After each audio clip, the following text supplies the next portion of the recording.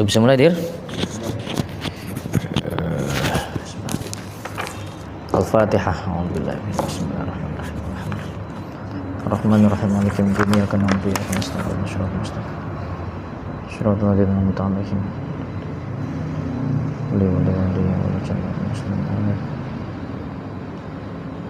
Bismillah, alhamdulillah, thumma salatu wassalamu ala rasulillah. Allahumma salli ala sayyidina wa maulana Muhammad ibn Abdillah wa ala alihi wa ashabihi wa wala. Subhanaka la ilma lana illa ma 'allamtana innaka antal alimul hakim. Rabbi shrah li sadri wa yassir li amri wa hlul 'uqdatam min lisani yafqahu qawli, amma ba'd. Pada pertemuan kali ini kita akan melanjutkan kajian Sirah Nabawiyah, atau lebih tepatnya fikih Sirah Nabawiyah. Kita menggunakan referensi utama kita seperti pertemuan awal itu beberapa kitab, ya. Salah satunya adalah Sirah Ibn Hisham, ya, yang ditulis oleh Ibn Hisham. Lalu juga kemudian fikih Sirah yang ditulis oleh Syekh Ramadan Al-Buti, seorang ulama yang luar biasa dari Syria. Dan juga nanti kita akan sesekali membaca Zadul Ma'ad, ya, kitab yang ditulis oleh Ibnu Qayyim Al-Jauziyah. Dan juga sesekali kita akan baca Ar-Rahiqul Makhtum, ya, kitab yang ditulis oleh Syekh Al-Mubarakfuri.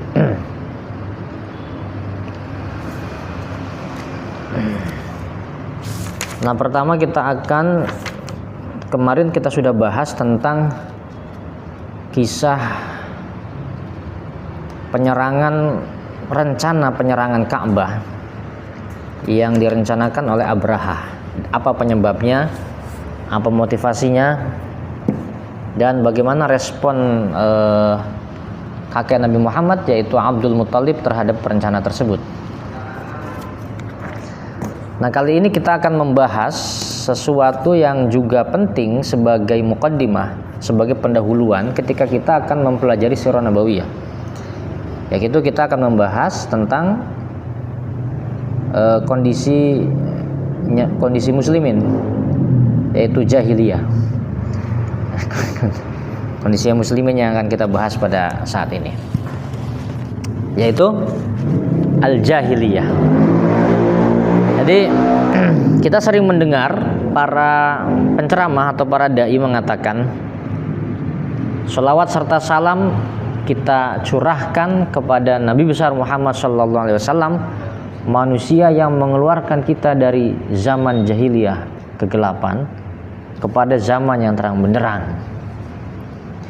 Berarti seakan-akan kita ini sekarang sudah di zaman yang terang benderang, kan begitu ya? Nanti kita akan cek apakah kita sekarang ini sudah di zaman yang terang benderang atau masih di zaman jahiliyah. Oke. Nah, jahiliyah mengandung dua makna, ya. Kita akan memilih salah satunya nanti.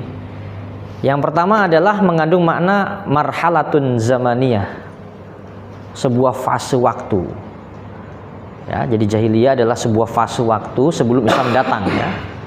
Fase waktu terutama di kawasan Jazirah Arab sebelum Islam datang. Itu artinya ada sebagian yang memahami jahiliyah ini sebagai marhalah zamaniyah, waktu.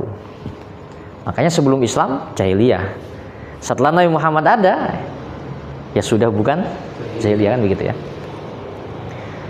Nah, tetapi ada tawaran lain. Ya, jahiliyah itu bukan soal waktu, tapi dia halatul qiyam al-fardiyah wal ijtimaiyah.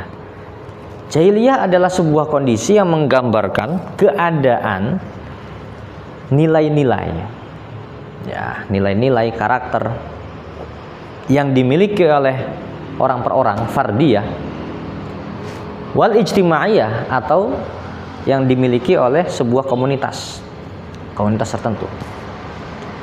Nah, jadi arti pertama dari jahiliyah itu adalah waktu, ya, Berarti kalau menggunakan definisi ini, jahiliyah berarti sebelum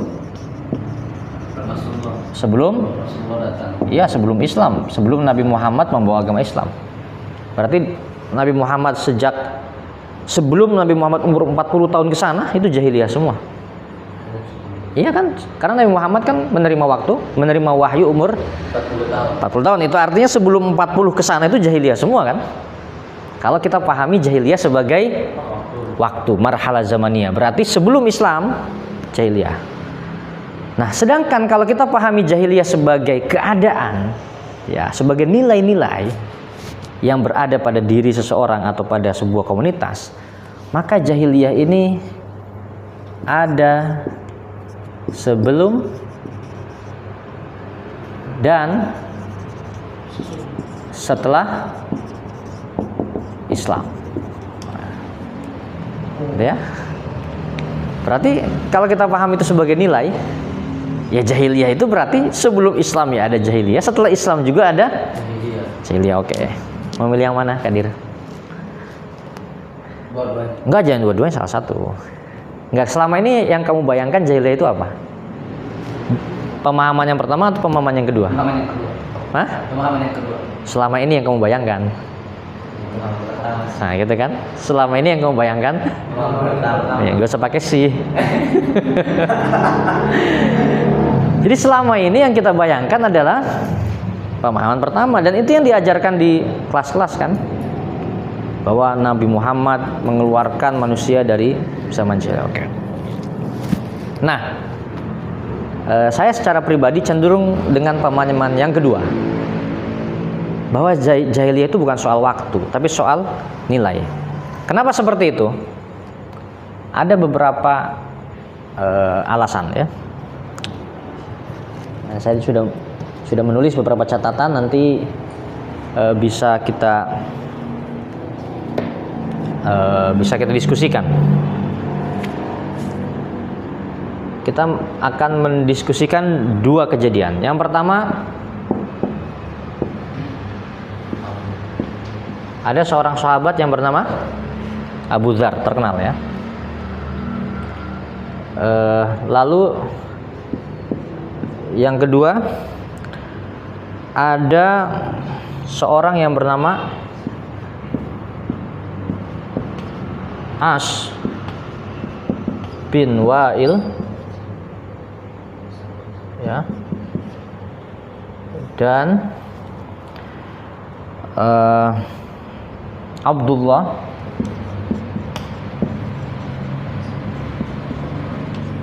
bin Oke.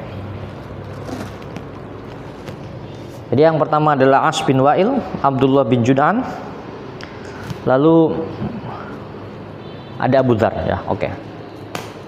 Nah, ini Abu Dzar adalah seorang sahabat. Ya.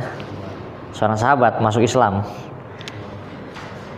Suatu ketika Abu Dzar ini berantem dengan temannya, sesama sahabat. Dalam beberapa riwayat dia berantem dengan sahabat yang suaranya merdu, tukang adzan. Siapa? Hah? Bilal ya. Oke.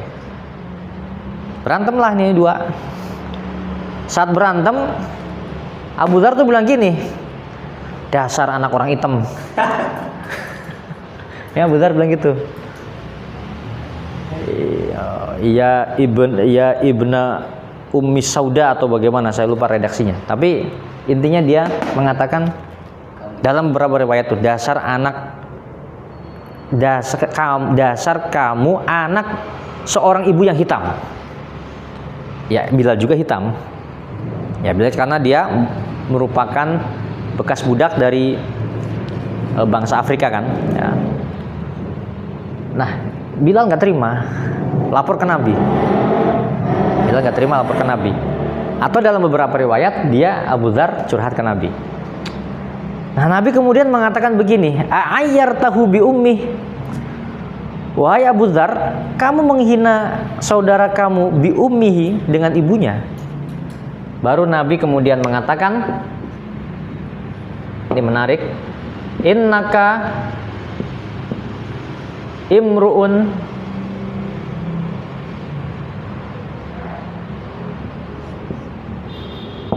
fika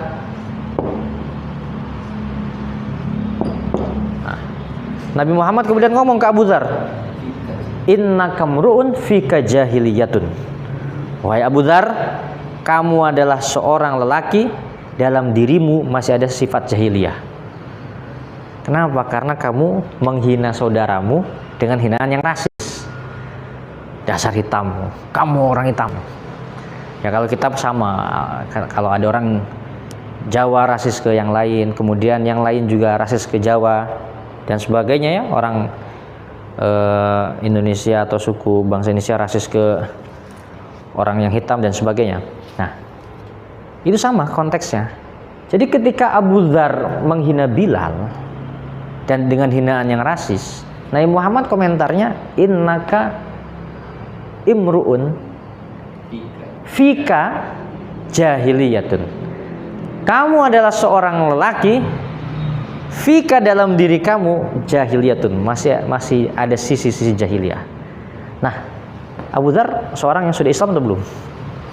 Sudah Islam, tapi Nabi bilang kamu masih jahiliyah. Nah, gitu ya. Jadi itu artinya jahiliyah itu bukan soal waktu. Meskipun Abu Dzar sudah Islam, dan tentu saja kita ya, meskipun kita sudah Islam, tapi kita masih melakukan hal-hal yang menunjukkan nilai-nilai yang tidak baik ya. Nanti kita akan coba diskusikan apa saja itu nilai-nilai jahiliyah yang mencolok ya. Maka orang tersebut meskipun sudah masuk Islam, dia masih menyimpan sisi jahiliyah. Oke.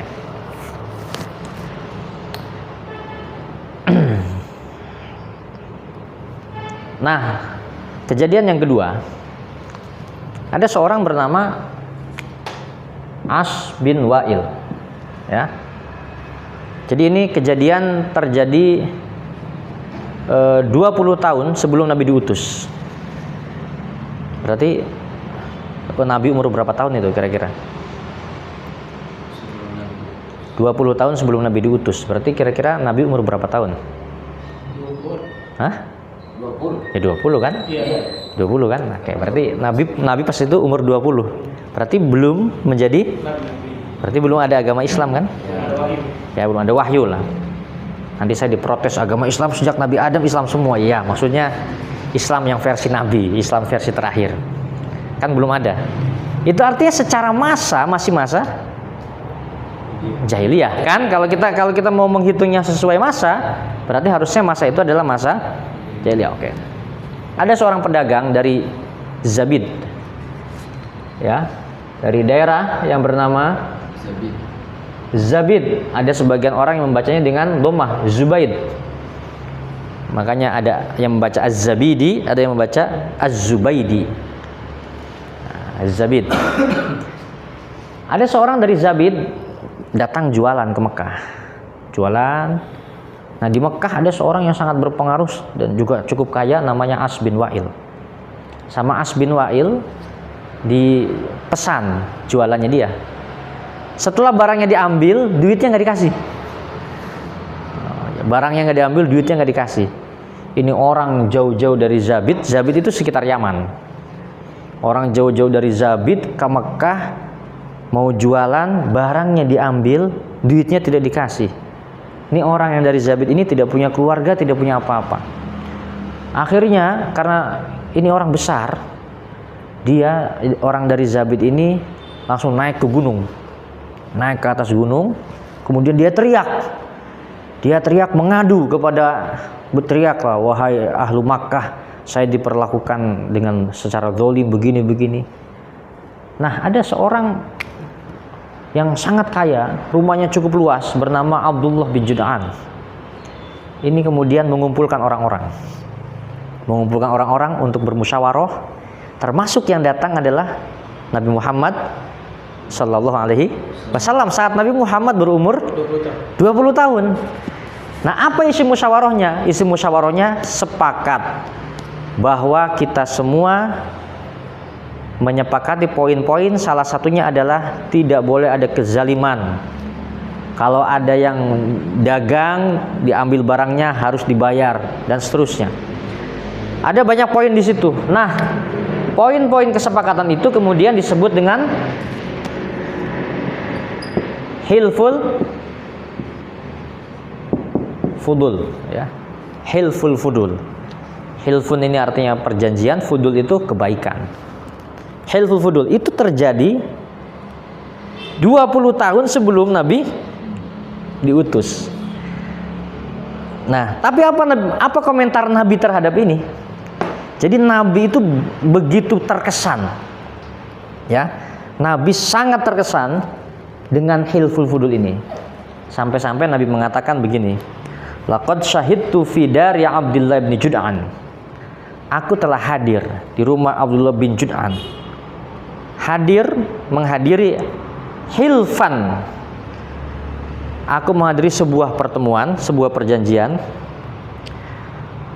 Ma uhibbu annali bihi humrun na'am. Seandainya saya ditawari orang, diberikan onta terbaik, yang penting tidak hadir di situ, saya tetap milih hadir di tempat itu. Jadi kalau zaman sekarang, kamu mau hadir Lailatul Ijtima di PWNU atau dikasih Alphard tapi nggak hadir, pilih mana, men? Hadir di kantor PWNU. Nggak, pilih Alphard tapi nggak hadir. Pilih Alphard tapi hadir. nggak pilihannya cuma dua. Datang ke Lailatul Ijtima nggak dapat Alphard, dikasih Alphard nggak datang ke Lailatul Ijtima. Kalau ditanya sekarang nih, Kalau tanya sekarang, jujur aja gitu. jujur aja kan, Iya. pilih Alphard kan. PWNU. Pilih Alphard lah kita. Tapi ini itu artinya karena, tapi ketika pertemuan itu pertemuan yang luar biasa, sampai kepada kondisi kita tidak mau menukar kehadiran kita dengan apapun, termasuk mobil Alphard. Nah, jadi Nabi itu menggambarkan pertemuan saat itu begitu luar biasa, sampai Nabi mengatakan seandainya saya ditukar onta untuk tidak hadir di situ, nggak mau, saya tetap akan milih hadir nomor itu. Lalu Nabi mengatakan, walau du'itu bihi fil Islam la ajabtu. Seandainya ada perjanjian seperti itu yang diselenggarakan di mana saja saat ini, setelah saya membawa agama Islam dan saya diundang, saya pasti datang. Nah, gitu ya. Soalnya meskipun itu perjanjian tersebut tidak dilakukan oleh komunitas Islam, orang Islam, tapi Nabi bilang seandainya ada perjanjian semacam itu, saya pasti akan datang. Itu artinya Nabi begitu mengagumi apa yang dikenal dengan hilful fudul. Terjadi saat kapan ini? Sebelum ada agama Islam. Apakah jahiliyah? Enggak. Meskipun terjadi Di zaman jahiliyah. ya, meskipun terjadi sebelum Nabi menerima wahyu. Tapi yang terjadi di sini nggak mungkin jahiliyah. Karena kalau ini jahiliyah, Nabi nggak mungkin suka. Oke? Nah, jadi ada kejadian di mana seorang sahabat sudah masuk Islam, Nabi mengatakan, innaka mru'un fika jahiliyah. Kamu masih ada dalam dirimu sifat jahiliyah, karena dia menghina temannya. Dan ada kejadian sebelum Nabi menerima wahyu, di mana Abdullah bin Jud'an mengumpulkan orang-orang untuk menyepakati poin-poin yang luar biasa yang disebut dengan hilful fudul. Nabi sampai mengatakan, kalau saya diundang lagi untuk mendatangi perjanjian seperti itu, la ajabtu, saya akan datang. Nah, dari dua kisah ini, kira-kira yang paling tepat, apakah jahiliyah itu kita maknai sebagai periode waktu, atau kita maknai sebagai ketiadaan nilai-nilai kebaikan? Maka tentu menurut saya, nanti kita bisa berdebat. Ya, kalaupun bisa. Saya mana tadi? Kita mana mengikut aja. Ya enggak, ya harus diskusi, enggak ada yang enak. Nah, jadi itu artinya lebih tepat jahiliyah itu dikatakan sebagai nilai. Jadi jahiliyah itu berhubungan dengan nilai. bukan dengan waktu. Jadi kira-kira kalau ada penceramah bilang Nabi yang telah mengeluarkan kita dari zaman jahiliyah, sekarang kita sudah di zaman terang benderang, itu tepat nggak?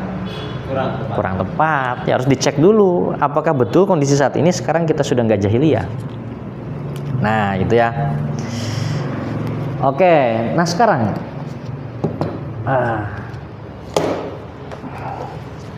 berapa ini? Jangan lama-lama ngajinya. Kan kita nggak boleh terlalu serius ini ngaji di pesantren mahasiswa ini. Beda dengan di pondok. Sekarang apa ciri-ciri jahiliyah? Kan gitu ya. Ini harus dirumuskan sebetulnya. Jadi akan menarik kalau ada tulisan khusus tentang jahiliyah itu seperti apa. Nah, saat sahabat-sahabat Nabi Muhammad hijrah ke Habasyah, diterima oleh seorang raja yang bernama Najasyi, ya. Perwakilan dari kelompok muslim menyampaikan kepada Raja Habasyah. Perwakilan dari kelompok muslim itu namanya Ja'far bin Abi Thalib. Beliau menyampaikan begini kepada Raja Habasyah. Ayyuhal malik, gitu ya. Wahai raja, kunna qauman ahla jahiliyatin. Kami adalah kaum, dulu kami adalah sebuah kaum ahla jahiliyatin, yang mana kami ini adalah ahli jahiliyah. Apa ciri-cirinya? Na'budul asnama. Oke, ini menarik ini. Jadi yang pertama dari ciri jahiliyah adalah apa itu? Menyembah berhala. Oke.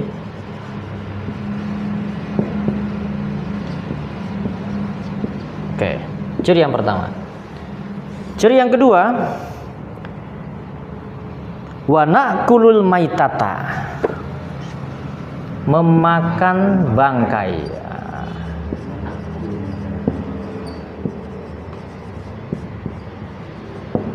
Oke. Yang ketiga, wa na'til fawahisha, melakukan hal yang keji.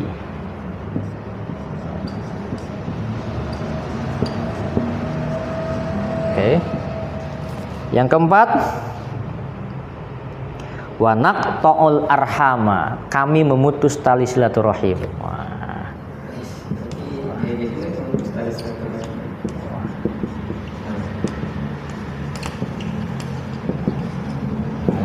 Udah berapa itu? 4 ya.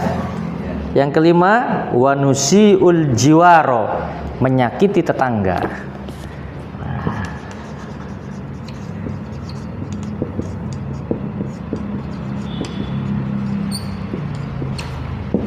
Yang terakhir, ya'kulul qawiyyu minna ad-dha'ifa. Ya'kulu, memakan siapa al-qawiyyu, orang kuat, minna dari kami, ad-dha'ifa, orang yang lemah. Yang kuat memakan yang lemah atau menindas yang lemah.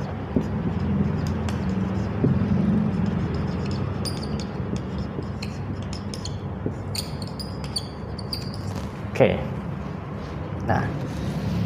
Nah, Ja'far bin Abi Thalib ya menjelaskan inilah ciri-ciri jahiliyah. Ada berapa ini? 6. Ayyuhal malik, kunna qauman ahla jahiliyatin na'budul asnam, menyembah berhala. Wa na'kulul maitata, memakan bangkai. Wa na'til fawahisha, melakukan sesuatu yang keji. Wa naqta'ul arhama, memutus tali silaturahim. Wa nusiul jiwaro, dan kami menyakiti tetangga kami. Ya'kulul qawiyyu minna ad-dha'ifa, orang yang kuat di antara kita memangsa dan menindas orang-orang yang lemah. Oke, pertanyaan saya sederhana, ini masih ada di tengah-tengah kita? Ada. Masih ada, berarti kita sudah keluar dari jahiliyah atau masih jahiliyah? Belum. Berarti kita masih jahiliyah kan?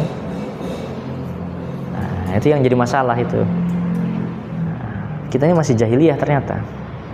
Kita masih, wah ini kelihatan sekali, ini gak usah ditutup-tutupi nih. Yang kuat memangsa yang lemah ini. Contoh? Oh, nggak perlu ya? Ya, Terlalu banyak. terlalu banyak. Gak usah pakai contoh, terlalu banyak. Iya kan? Kebayang gua. Petani nggak bisa apa-apa, Oh, iya. ya kan? Bagaimanapun yang untung tetap tengkulak, tetap pengepul dan sebagainya. Kalau korupsi Ya termasuk. Nah, berarti masih jahiliyah kita. Tetangga ya kita akui sering menyakiti tetangga kan? Termasuk tetangga itu kan tetangga kamar di asrama ya. Di asrama tetangga kamar ya. Oke. Putus tali silaturahim ya. Beda pilihan wali kota, beda pilihan bupati dan seterusnya kan. Putus, oke. Melakukan sesuatu yang keji ya masih banyak. Memakan bangkai nggak ada. Gimana termasuk? Gus? apa? Nah, konteksnya Bisa saja. bisa saja. Memakan bangkai. Oh, Menyembah berhala? masih ada. Apa berhalanya? Apa itu? Hah? Dalam bentuk apa berhala sama sekarang itu kira-kira? Apa deh? Uang. Apa lagi? Jabatan, masuk terus. Orang organisasi jabatan. Nggak tahu kan, saya cuma menawarkan. Terserah mana yang dianggap sebagai berhala. Tapi itu artinya berhala-berhala modern masih banyak kan. Nah, jadi ini PR kita sebetulnya ya, PR umat Islam saat ini, bahwa ternyata setelah Nabi Muhammad wafat, ciri-ciri jahiliyah kembali menguat. Oke, nah kita sekarang nanti kita diskusikan ini.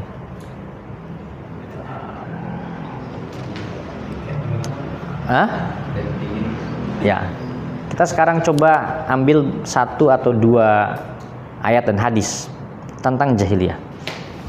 Di Al-Quran tuh ada ayat di mana ya? Di bawah sini ya.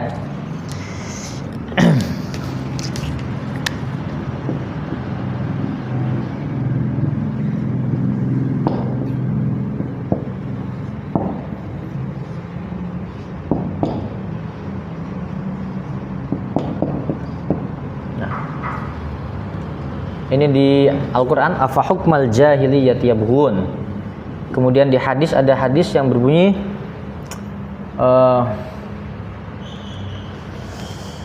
man, nanti redaksinya bisa dicari ya.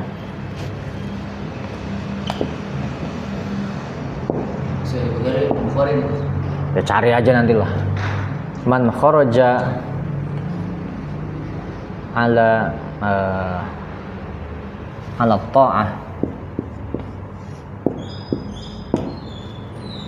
wa faraqal jama'ah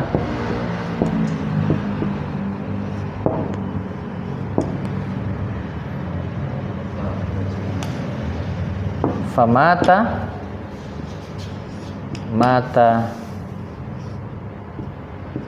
mitatan jahiliyah.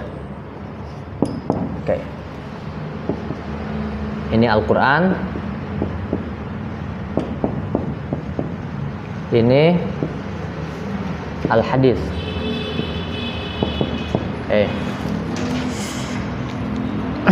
Yang pertama ada ayat yang mengatakan begini.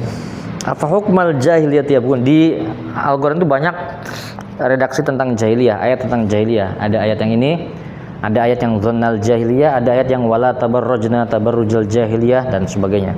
Tapi kita ambil ayat yang ini.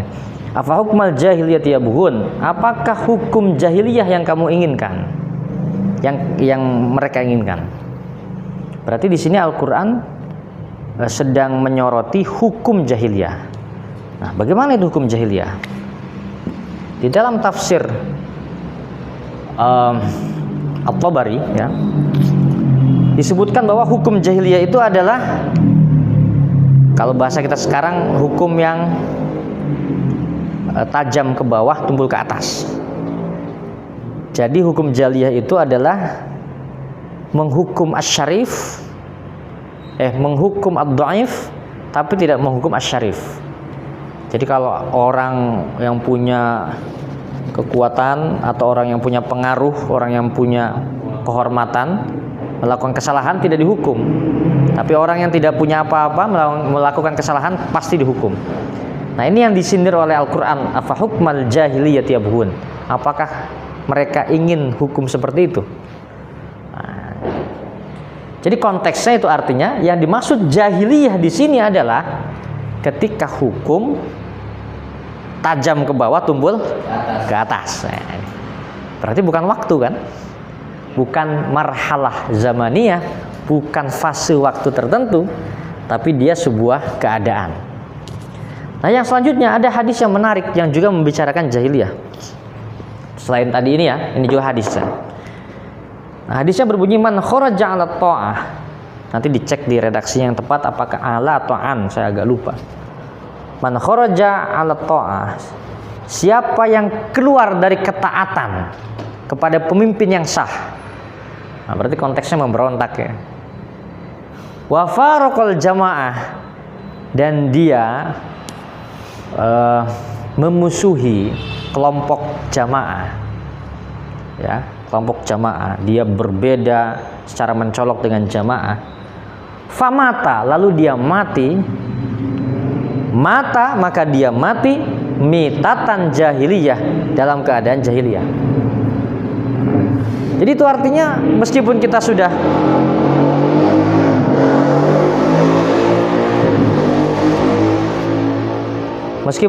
muslim, tetapi kita melakukan ini, maka kita dianggap jahiliyah. Nah, hadis ini menarik menurut saya. Kenapa Nabi menyoroti orang yang melakukan upaya pemberontakan dan meninggal dalam keadaan tersebut, dia dianggap jahiliyah? Itu kenapa kira-kira ya? Karena keadaan sebelum Islam di Arab itu, di sana tidak ada kepemimpinan yang tersentralisasi. Jadi nggak ada regulasi yang disepakati bersama. Setiap kabilah punya regulasinya sendiri-sendiri. Jadi itu artinya kesukuan itu begitu nampak. Tidak ada pemimpin siapa pemimpin yang disepakati, nggak ada. Ya kabilah ini dengan egonya, kabilah yang satu dengan egonya, masing-masing dengan egonya. Nah, kondisi komunitas atau masyarakat yang tidak ada pemimpin sentral yang ditaati itu berbahaya. Itu berbahaya karena semua orang menganggap dirinya punya otoritas. Nah, maka ketika Nabi Muhammad pindah ke Madinah, itu yang pertama Nabi Muhammad ubah. Madinah meskipun majmuk, terdiri dari beberapa suku, beberapa agama, tapi Nabi Muhammad jadikan satu. Dan disepakati pemimpinnya adalah Nabi Muhammad. Regulasinya dibuat satu, yang dikenal dengan Piagam Madinah, ya kan? Nah, karena itu Nabi Muhammad berpandangan, ketika kita sudah membuat tata kelola negara dan tata kelola komunitas yang seperti itu, yang rapi, ada pemimpin yang disepakati, ada regulasi yang disepakati bersama, lalu ada orang yang mencoba mengganggu tersebut, mahal itu, maka mata mitatan jahiliyah. Kalau dia mati dalam keadaan masih seperti itu, dia mati dalam keadaan jahiliyah. Nah, jadi itu artinya jahiliyah itu juga bisa berarti orang-orang yang mengganggu stabilitas, ya, mengacaukan stabilitas, itu bisa dianggap jahiliyah juga. Meskipun Islam sendiri. Makanya di dalam fikih itu hukuman bagi pemberontak itu hukuman mati. Dalam fikih ya. Tapi itu sesuatu yang problematis ya sebetulnya. Nah, itu diskusi lain, tapi itu artinya bahwa al-jahiliyah, jahiliyah adalah halatul qiyam al-fardiyah wal ijtimaiyah, keadaan atau lebih tepatnya adamul qiyam al-fardiyah wal ijtimaiyah, tidak adanya nilai-nilai baik yang ada pada personal atau dalam sebuah komunitas. Maka keadaan orang atau komunitas yang kehilangan nilai-nilai ini ya masih layak disebut sebagai apa? Jahiliyah. Gitu ya. Nah, jadi ini refleksi kita. Di Gorontalo kan Serambi Madinah. Pertanyaannya, Madinah saat jahiliyah atau Madinah setelah jahiliyah kan itu? Hah? Aduh.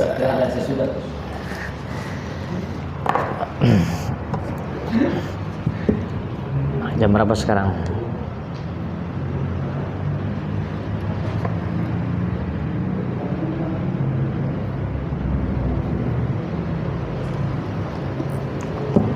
Oke, ada yang mau didiskusikan?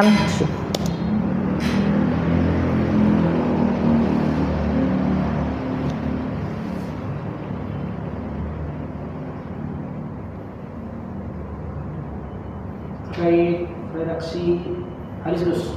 Ya. Yang poin kedua soal siapa yang memberontak kepada pemimpin yang sah dan tunduk kepada pemimpin yang sah, dan ketika dia meninggal, maka dia meninggal dalam keadaan sudah khotimah, dalam keadaan kafir. Hari ini mungkin kita tahu bersama negara Republik Indonesia ini menganut sistem demokrasi. Oke. Sementara tadi saya menjelaskan soal dalil pembentukan Rasulullah SAW untuk melakukan sentralisasi kepemimpinan di Madinah dan menyepakati ada satu hukum atau satu panduan, yaitu Piagam Madinah. Tapi itu tidak disebut sebagai demokrasi. Entah apakah itu dinamakan sebagai demokrasi hari ini atau tidak, apakah sama dengan yang ada di kondisi Indonesia atau tidak. Nah, di dalam aturan negara sendiri, negara menyetujui atau memberikan ruang untuk melakukan aksi-aksi demonstrasi. Nah, gimana kita bisa membatasi bahwa demonstrasi kepada pemimpin itu tidak masuk dalam konteks dalil pemberontakan? Karena hari ini mungkin ada yang mengatakan bahwa demonstrasi itu bagian dari makar pemberontakan. Nah, sementara ada satu keadaan di mana ada hukum yang diperlakukan seperti yang tadi dari yang disampaikan, bahwa ciri-ciri jahiliyah adalah tajam Ke bawah, tumpul ke atas. Nah, itu bagaimana batasan kita menentukan aksi-aksi demonstrasi itu tidak dihukumi sebagai satu bentuk pemberontakan kepada pemimpinnya? Terus. Ya. Ya, pertama terkait demokrasi. Ya, demokrasi itu kan sering disebut sebagai sebuah sistem yang dari rakyat untuk rakyat, ya, oleh rakyat. Itu artinya kekuasaan tertinggi, kedaulatan tertinggi berada pada tangan rakyat. Nah, bagaimana sekarang fikih memandang kekuatan tertinggi atau kekuasaan tertinggi? Siapakah pemilik kekuasaan tertinggi dalam pandangan fikih? Ini menarik. Syekh Wahbah Az-Zuhaili itu di dalam Al-Fiqhul Islami wa Adillatuhu, beliau mengatakan innama sahibus siyadah huwal ummah wasyariah, bahwa pemilik atau pemilik kekuasaan atau kedaulatan tertinggi itu berada di tangan ummah, berada di tangan rakyat, wasyariah, dan syariat atau konstitusi, ya, regulasi yang disepakati bersama, hukum yang disepakati bersama. Nah, itu artinya tidak ada perbedaan yang terlalu mencolok, ya, antara nilai-nilai demokrasi dan nilai-nilai fikih siasa. Tidak ada perbedaan mencolok. Apalagi saya memandang bahwa baik itu demokrasi atau kemudian teokrasi atau apapun itu, kita harus, menurut saya, kita jadikan itu sebagai perantara. Ya, kita jadikan itu sebagai perantara. Karena tujuan utamanya adalah tatanan masyarakat yang baik. Tujuan utamanya. Karena itu, kalau kita bertanya misalkan,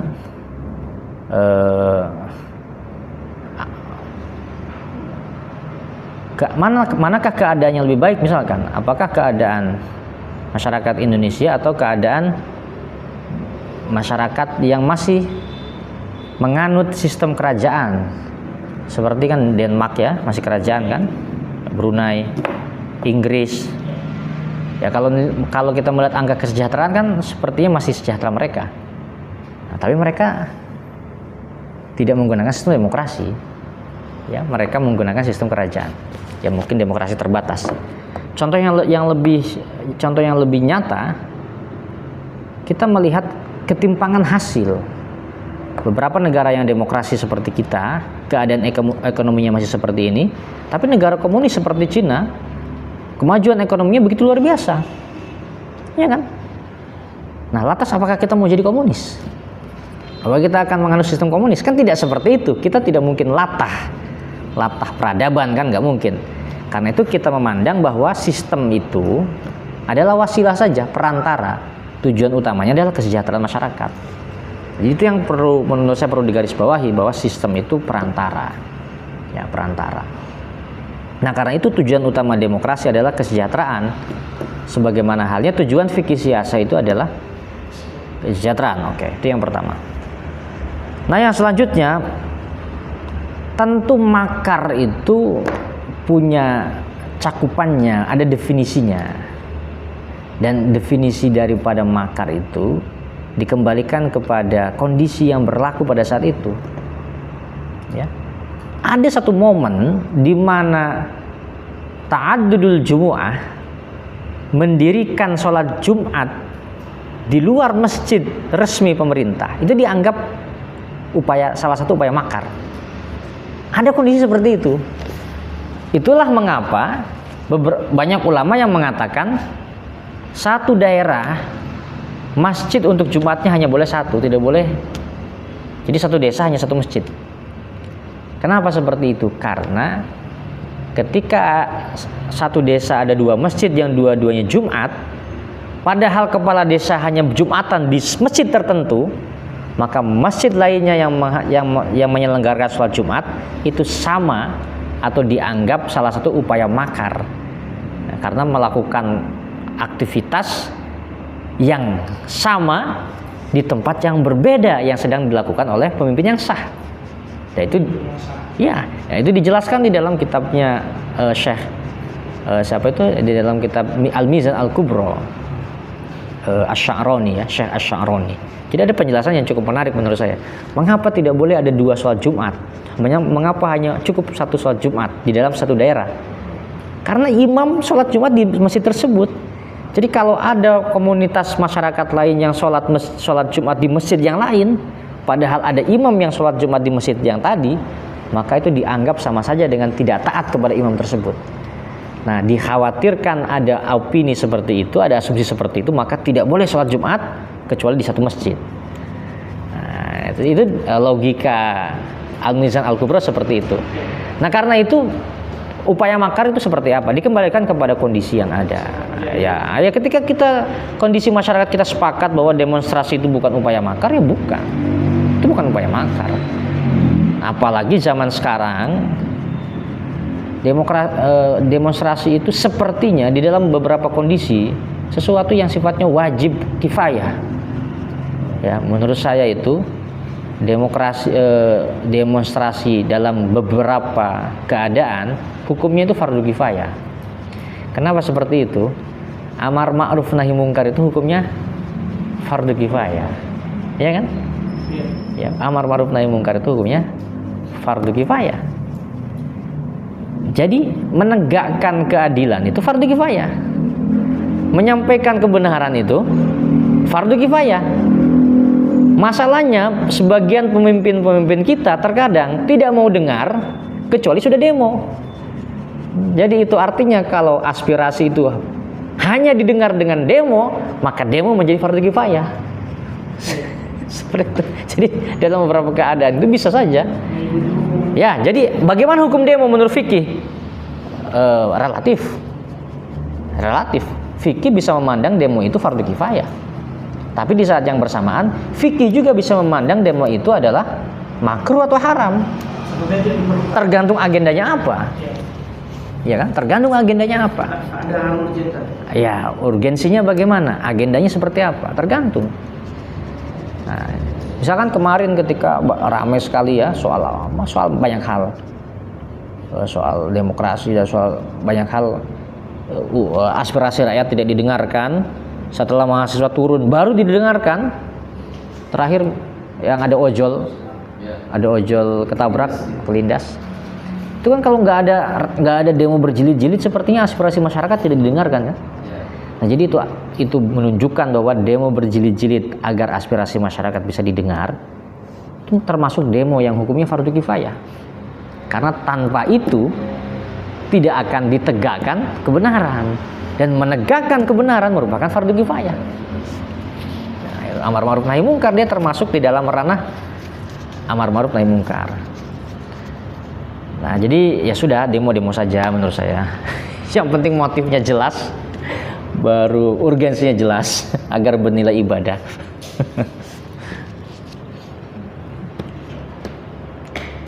Oke, teman? Ada Nah, ini kan yang termasuk kelompok jahiliyah itu kan ada 6 yang tadi disebut dari orang Zadi. Dari apa? Tadi Abdullah bin Ja'far bin Ya, Ja'far. Bilang kan ada 6, salah satunya ini kan di masanya sekarang. Ja'far bin Abdul Muthalib. Oke? Oke. Di masa kita kan berhala itu ya seperti uang atau. Oke. Nah, kira-kira tolak ukur atau batasan untuk kita tidak dibilang atau tercapai dengan nilai berhala, bagaimana kita membatasi nilai kita dengan uang atau organisasi? Oke. Duit itu penting atau enggak ya? Penting sekali ya. Kita sekarang nggak bisa ngaji kalau nggak ada duit juga kan. Iya, saya nggak mungkin diantar muslimin ke sini kalau saya nggak ada duit. Mana mau muslimin ngantar saya kalau nggak ada duit? Iya. Coba seandainya kita ke kota bolak-balik, kamu yang ngongkosin bensin, kamu yang bayar makan apa? Kan kamu juga tekor kan? Karena duitnya mau bos. Masa saya nggak punya duit sebanyak itu bos. Ya makanya duit itu penting. Oke, uang itu penting. Ya. Dunia itu penting nggak penting? Dunia itu penting, makanya dunia itu disebut dengan mazra'atul akhirah. Ladang untuk memanen di akhirat itu dunia. Jadi itu artinya kalau ladangnya itu jelek, akhiratnya juga jelek. Kalau kita dunia itu jelek, akhiratnya juga bisa jelek. Doa yang dihafal oleh semua orang, doa sapu jagat, fid dunya hasanah fil akhirati hasanah kan? Di dunia baik, senang, di akhirat senang, iya. Jadi di dunia kaya raya, akhirat masuk surga itu memang ajaran Islam seperti itu. Ya. Ada yang bertanya begini ke saya waktu itu. Bagaimana cara kita zuhud? Bagaimana cara zuhud bagi orang yang kaya? Kalau kita kaya, caranya zuhud bagaimana? Saya jawab, yang bisa zuhud itu adalah orang yang sudah kaya. Kalau belum kaya, nggak bisa zuhud, pura-pura zuhud. Ini kayak kita ini yang masih kere, itu kira-kira zuhud atau menerima takdir? Menerima takdir bukan zuhud kita. Yang bisa zuhud itu siapa? Orang yang sudah kaya, ya, gajinya 2 digit, 3 digit misalkan. Kemudian dia memilih biasa-biasa saja, hidup sederhana, enggak. Nah, itu zuhud seperti itu. Tapi kalau orang nggak punya duit, terus ya kita hidup sederhana saja, ya memang kamu menerima takdir. Itu bukan zuhud, itu menerima takdir namanya. Nah, jadi itu artinya kaya itu penting. Nah, tapi kemudian yang menarik itu ini apa? Latihannya berat. Ini latihannya sepanjang hayat. Ada yang disebut di mana ini ya? Ini aja yang dihapus.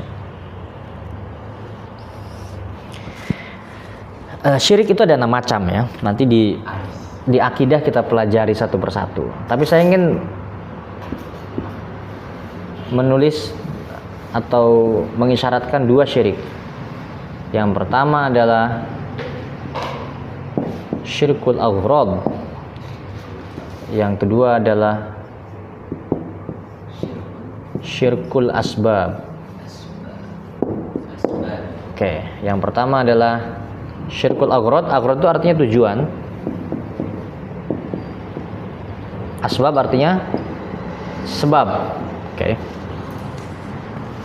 Jadi syirik ada 6 macam, termasuk syirkul aghrad, tujuan. Syirik dalam bentuk tujuan. Syirkul asbab, syirik dalam bentuk sebab. Syirkul akbar itu gimana? Saya melakukan sesuatu tujuannya bukan Allah. Nah, itu syirik juga itu. Oh, itu berat kan ya? Berat. Jadi melakukan sesuatu tidak karena Allah itu syirik. Makanya tadi malam itu kan al-amal li ajlin nas syirkun. Beramal hanya untuk manusia syirik. Nah, gimana? Mau nggak mau harus kita latih hati kita, kita cantolkan, kita kaitkan semua aktivitas itu harus ada Tuhannya, meskipun dikit. Latihan itu. Kenapa saya kerja? Ya biar dapat duit. Ya kenapa dapat duit? Ya biar bisa ngasih nafkah anak istri, orang tua. Dan memberi nafkah anak istri dan memberi nafkah orang tua itu diwajibkan Allah. Jadi tetap ujung-ujungnya adalah ke Allah. Beribadah kepada Allah. Kenapa kita main saham? Jual beli saham? Ya biar dapat duit. Kenapa biar dapat duit? Untuk modal nikah. Nikah diwajibkan Allah. Bagi muslimin wajib hukumnya. Jadi nikah yang wajib itu adalah nikah bagi orang-orang yang nafsunya gede kayak muslimin. itu wajib hukumnya itu. Nikah bagi orang seperti itu hukumnya wajib. Nah, ini yang syirkul aghrad. Ya. Jadi ketika kita melakukan sesuatu tidak ada Allah di ujungnya, ya berarti kita itu na'budul asnam, menyembah berhala kan. Jadi boleh nggak kaya? Ya boleh sekali, tapi di ujung itu tetap harus ada Allah itu di ujung. Nah, gimana caranya? Mau ya pokoknya kita kaitkan sendirilah. Meskipun kelewatan batas. Yang nggak ada meskipun. Oke. Nggak usah pakai meskipun ya. Iya. Makanya saya tuh pernah kayak gini ketika mau ke bioskop itu sama istri. Ketika bioskop biar apa ini ya? Gitu gayanya gitu kan. Oh, biar ke bioskop menghibur diri kan. Kenapa menghibur diri? Ya biar senang. Kenapa harus senang? Ya senang itu diperintahkan agama. Ya kan? Senang itu diperintahkan agama. Nah, kenapa senang diperintahkan agama? Karena lawan kata senang dilarang agama. La tahzan, jangan bersedih. La tayas, jangan putus asa. Itu artinya ketika putus asa, bersedih itu dilarang agama, berarti kondisi sebaliknya dia diperintahkan agama. Merasa bahagia, merasa senang, itu diperintahkan agama. Jadi mencari sesuatu agar kita bahagia, main PS, naik gunung, itu diperintahkan agama. Tapi kita tadi itu harus ada kesadaran, itu dikaitkan ke Tuhan gitu ya. Kenapa kamu naik gunung? Ya biar senang. Kenapa pengen senang? Ya karena senang itu diperintah Allah. Nah, itu. Jadi itu aghrad. Nah, yang selanjutnya syirkul asbab. Syirik dalam bentuk sebab. Gitu ya. Syirik dalam bentuk sebab itu gimana? Tadi pagi makan nasi kuning, kenyang. Di hati saya yang membuat saya kenyang nasi kuning. Nah, itu syirik itu. Gitu ya. Tadi kita makan batagor ya. Oh, enak sekali. Yang membuat kita enak bumbu batagornya. Nah, itu syirik. Wow. Kok wow, biasa aja dong. Kita sakit perut, muntaber atau apa itu, datang ke apotik minum obat. Setelah itu sembuh. Yang menyembuhkan saya obat, syirik. Itu namanya syirkul asbab. Nah, sulit, tapi memang harus latihan. Nah, terus bagaimana minum obat sembuh? Ya, yang menyembuhkan Allah, wasilahnya perantaranya obat kan gitu. Nah, itu. Jadi kalau dua ini belum lulus, ya berarti masih na'budul asnam kita. Ya, kalau dua ini belum lulus kondisi hati kita, ya berarti masih na'budul asnam, berarti masih jahiliyah. Nah, sama gitu.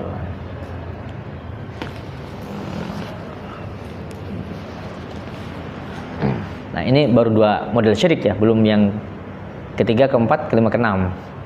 Keenam ya? Ya kan ada 6 ya, dicicil lah, jangan semuanya itu. Oke, sebagai kesimpulan bahwa itu artinya jahiliyah bukanlah sebuah fase waktu. Tapi jahiliyah adalah sebuah kondisi di mana nilai-nilai kebaikan tidak ada pada diri seseorang atau pada sebuah komunitas. Maka ketika itu terjadi, keadaannya masih jahiliyah. Sebagaimana digambarkan oleh Ja'far bin Abi Thalib ketika dia datang kepada Raja Najasyi, kunna qauman ahla jahiliyatin, kami dulu adalah orang-orang jahiliyah. Yang pertama, na'budul asnama, kita menyembah berhala. Yang kedua, na'kulul maitata, kita makan bangkai. Yang ketiga, na'til fawahisha, melakukan hal yang keji. Yang keempat, naqta'ul arhama, kita memutus tali silaturahim. Yang kelima, nusi'ul jiwaro, kita menyakiti tetangga. Yang keenam, ya'kulul qawiyyu minna ad-dha'ifa, yang kuat menghabisi yang lemah. Dan itu kan masih terjadi di antara kita. Berarti kita masih di dalam suasana jahiliyah. Gitu ya. Demikian wallahul muwaffiq ila aqwamit thoriq. Wassalamualaikum warahmatullahi wabarakatuh. Waalaikumsalam warahmatullahi wabarakatuh.